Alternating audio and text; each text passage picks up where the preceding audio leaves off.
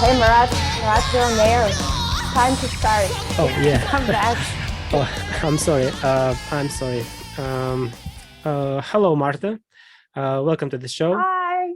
Thanks for having me. Yeah. And first question: could you introduce yourself? Tell my audience who you are, where are you from, and what you do. So my name is Marta. I'm from Ufa, Russia, and I work as a freelance English teacher. And I also organize and co-host meetings of an English-speaking club. Okay. Um, about your personality, I know that you are a singer. Right? Yeah, right. Okay. An amateur singer, a Mhm. rock singer, let's say. Yeah. Tell me more about it.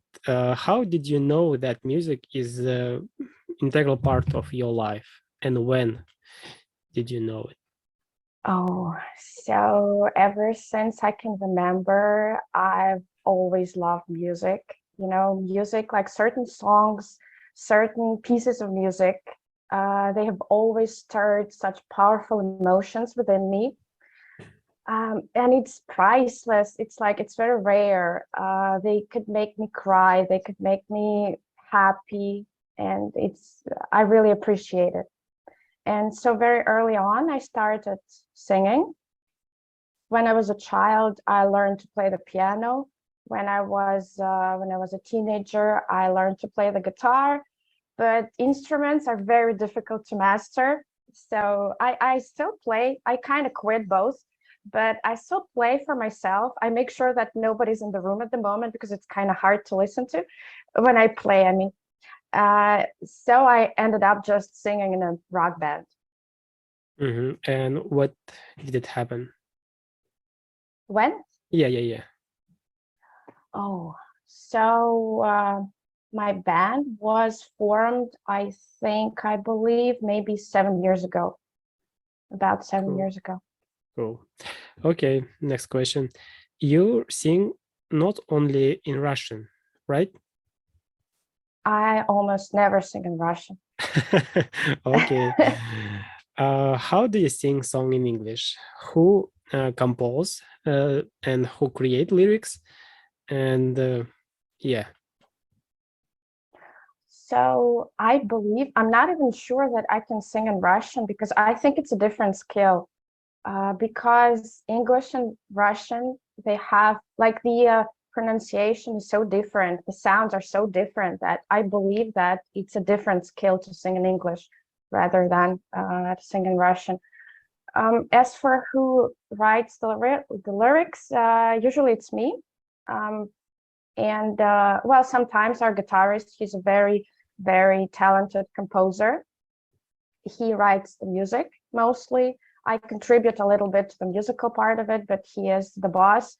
And sometimes he writes the lyrics, and I work on them. So I correct some mistakes, maybe make them a little bit more poetic and stuff like that. Yeah. I would like to ask you, in the beginning of this video, we heard some music and the lyrics created you, right? Yeah, if it's spin around, yes, I was the one who wrote the lyrics. And it Okay. was a long time ago. I was a teenager. It's a very old song. It's our first song, I believe. Mhm. I would like to admit that it's not so bad. Oh, I really thank like you. it. Yeah, Yeah. I appreciate it. How many songs do you have right now? How many? Yeah. Oh, well, we are still working on our first album that is 12 songs, but I believe we can play about maybe 20, 25 songs, something like Okay. that. It's only your song, right? I mean, it's Yeah, uh, originals. yeah, I'm original, right? talking about originals. Okay. Okay. Good. Okay. The next topic. You founded in an English conversation school or club. Uh, doesn't Yeah, I matter. prefer to call it a club. Okay. In School Ufa. sounds kind of boring. Yeah, an I mean, official. like, Yeah. Yes, school sounds like something you have to do, something boring and something, finite. It sounds like it will end eventually. Like I have to go through it and it will end and I will get a diploma, a certificate, and I'll go on. But a club sounds like a fun activity. It's a community. Mhm. Okay. This club located in Ufa, right? In the central part of Russia. Okay. Tell Yeah. me more about it. I mean, when did it established? Why did it establish? How it was developing, and what's going on right now? Maybe plan in the future. Tell me more about it. Okay, so right now it's doing great, actually. I want to start with that. We have a really big community of people who want to practice English, who want to share their experiences. But it all started, oh, I can't even remember when, but I'll be honest, I started it just to promote myself as a teacher. So I thought that I will meet people who want to learn to practice, and they will maybe realize that they can use some teaching. And since I was the closest teacher figure next to them, they would use my services. So that was my original idea. And I started with just one meeting. It was a Saturday club. But later I discovered board games and we had two meetings already. Then I cooperated with my partner, who's a native English speaker. He's American, Martin. So I cooperated with Martin. And now we have a club that functions almost every day. So we have a Sunday off usually, but almost on every other day we have a meeting where people can meet and practice English. And the meetings are different. So we have just a speaking club for different levels. We have a movie club where we discuss movies. We have a board games meeting. And what else? And almost every Saturday, we have a party or a trip, a field trip or a camping trip. In the summer, we go to the beach, for example, and it's pretty fun. Yeah, it's been pretty fun. And now it's more than just. And now I'm actually more interested in the club activity than in teaching, to be honest. Okay. And what did it establish? When? Well, I guess maybe 7 years ago, maybe 6 years ago, something like that. And I guess it in the beginning it was like not so many participants visited, and No, it was not every week, I would say, because I couldn't gather a group. So when I could, um, but it picked up pretty fast. It took off pretty fast, I would say. So I used couch surfing to find people who need English for, like traveling and meeting foreigners. And pretty soon I started gathering a small crowd, like 6 people, 7 people. yeah, yeah. And I have to admit that this is a very good way of learning English, because I attended maybe, I don't know, 10 20 times, and Mhm. it very helped me to to It's eliminate. motivational, right? It's motivational when you meet people there, like you meet like-minded people. They have the same goal, and together you kind of you can share. You can even like call them up later and suggest something like, "Let's practice together." Yeah, Like, let's practice on the phone. I have people like that who live very far away from the place where we gather usually, so it's not comfortable for them to like go back and forth, and they just find other people, other members of the club on the internet and practice on the internet or yeah, like on the yeah, phone. yeah. And for me it was like a additional motivation, when I saw the people there. Almost, I try to pick the highest level of speaking club, like advanced, but my English was like pre-intermediate, I guess, intermediate maybe, yeah. And when I saw them, I tried to catch up with them, their level, and it Yeah. was a very good motivation for me. Yeah. And personally, I would like to say thank you for this, wonderful, opportunity to practice English. This is only and I think, other viewers from UFA who will watch this video, they are joined for my thanks, I guess, right? You're welcome. Well, it's my pleasure. Yeah. Okay. Let's go to the another huge topic about learning English, your tips, your personal experience of learning, of teaching. And first question of this big topic, how long have you been teaching English?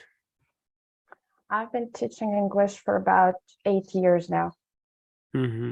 Okay. How do you motivate your student to learn English? And how did you motivate yourself? Well, to be honest, I don't have to motivate my students because I mostly work with adults and they are self-motivated already. Living in Russia, they have pretty good motivation. A lot of them want to immigrate. A lot of them want to get a job, get a better paid job. So they know that if they know English, they have far more opportunities. So it's a financial motivation, I guess, as with everything. As for myself, well, I'm one of those lucky people who enjoy the process. It's work and a hobby. So I like learning English. I learn new words every day. So something new every day. I would like to ask, did you graduate some special universities? I mean, the languages, right? Yeah, I am an English teacher and a translator. That's in my diploma. And come back to the previous topic, and you have never, graduated any music college and university, right? No. Okay, okay. Thank you. The next question. What do you think? What is the difference between young learners and adults? Well, frankly speaking, I don't know because I mostly work with adults. I've worked with a couple of teenagers and a couple of children throughout my teaching career, but it's not enough. My experience is not enough to make any conclusions. But I think that the topic of motivation is more crucial for adults because young learners, they are kind of used to learning. They learn at school and they don't question it. And when you have everyday problems, when you have a job, when you have a family, sometimes you just can't find time to learn English to improve. Okay. Why is it difficult to learn foreign language? Because it's huge. Yeah. It's such an intricate system of words, of sounds, of grammar rules that people have been building for hundreds of years, maybe thousands. And no wonder we can't just encompass the whole thing in 6 months. And that's what we usually want, like as fast as possible. What sort of material would you recommend students use? I mean, to learn English? Do you mean books? Like what Books, materials, I would YouTube channels, recommend? or podcast, or whatever. Well, as for books, there are so many general English courses. There's such a wide range right now. Out of my favorites, I would say American English File for American English, then Straightforward, it's British English, and Language Leader, and Speak Out is a great course. But usually it's your teacher's task, it's your teacher's job to choose a course for you because they usually particular teachers, they work with particular courses, and they know them better. As for other things, other sources, well, I just recommend that you find something that is interesting for you in Russian.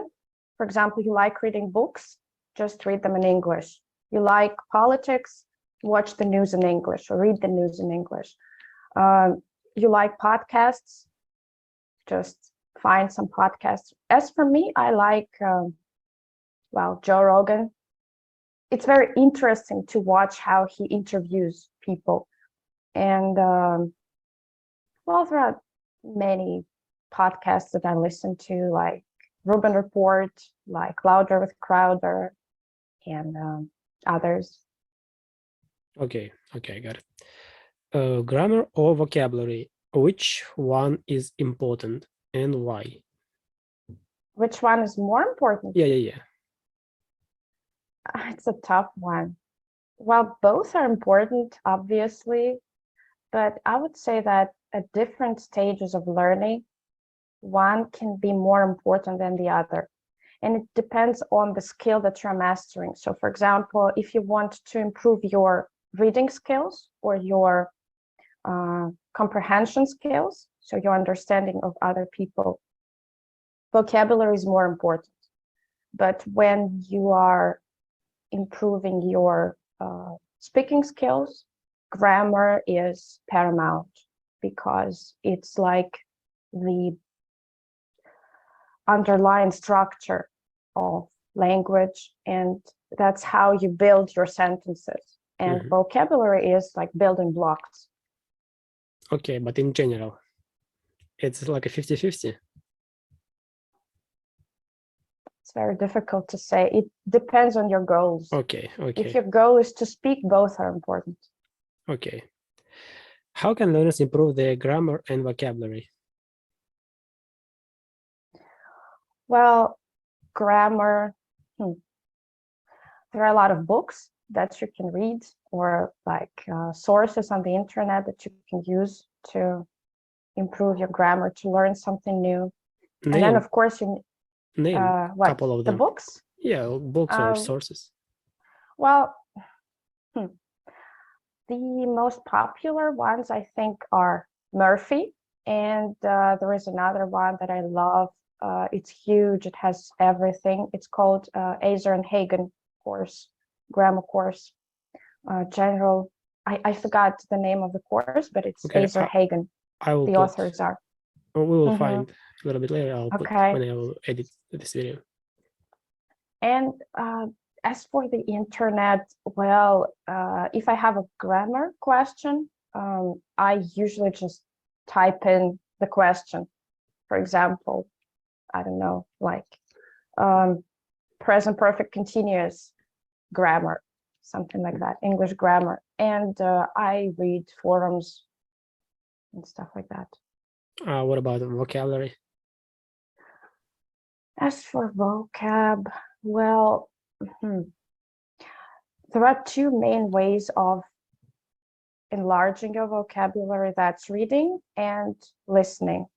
So you should choose the one that you like, the one that you like better. So if you like reading, then read books, read articles. If you don't like reading, watch movies, watch different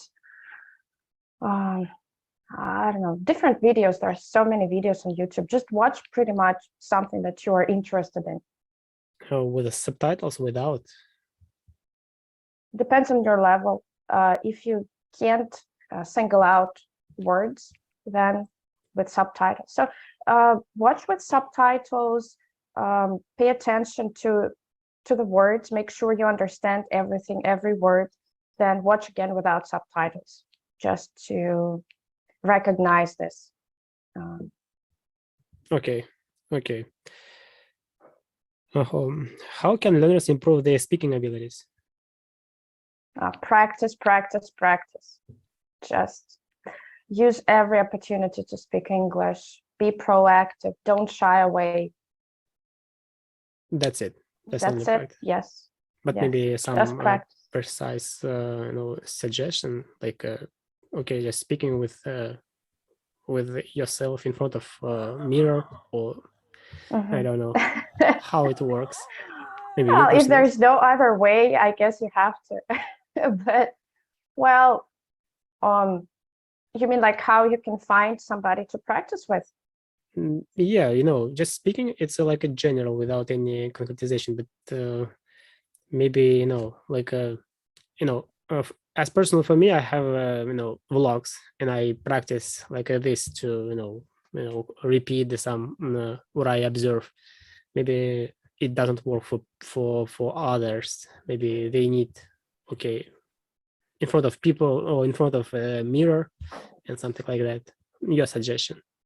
Just speaking, it's it's okay, it's obvious, but maybe some Mm-hmm. maybe another more deep suggestion. Speak with whom, maybe with tutors, not tutors, with the other students, with yourself. Well, I would say do all kinds of speaking that you can, but why speaking to tutor is better? Well, people who know English better than you do, they can correct your mistakes. So usually when you speak to a person whose level is like comparable to yours, they won't correct you, or they might correct you where you shouldn't be corrected. And that's why I think that talking to a tutor or talking to a native speaker who will correct you is, of course, the most effective way. But it doesn't mean that that's the only way. You can find somebody on the internet. There are language exchange websites where you can teach other people your language, and in return, they will teach you theirs. So the speaking clubs, they exist in every city and on the internet as well. Right. Okay. Is it possible to learn English without going abroad? Yeah, absolutely. Mm, uh, of course, it's better if you have a native speaker to consult when you have questions, but it doesn't matter where you are. Now there are so many sources. Um, it's just, it takes work, takes effort. Yeah. Is it possible to learn a foreign language in a 6 month? Um, well, yes, but if you mean like learn the whole language, of course not. But if you want to learn to speak, yeah, it's enough. 6 months is enough if you work like if you work hard, if you practice regularly every day, at least, I don't know, 20 minutes every day, 30 minutes every day. It's possible to start speaking even after 3 months. I know, absolutely zero, from absolutely zero to B1 or B2 or C1. Is it possible? In 6 months? No, no. C1 is a very high level, Okay, and B2. no, No. no. Maybe A2 possible. Higher than that, I'm not sure. Okay. Well, in my personal experience, I haven't seen anybody um, reaching B1 in 6 months. Okay. Okay, I got it. Okay, the last question of this topic: guarantee of teaching. Do you give some guarantee before you start teaching someone? Huh. Well, people always ask me uh, when they can start speaking, when they like, when will I be able to talk? And I always say that with hard work and determination, in 6 months on a basic level. So that's my guarantee. But of course, everything depends on the person. People are so different and they have different language learning abilities. They have different levels of motivation. And a lot depends on the teacher, but I guess even more depends on the learner.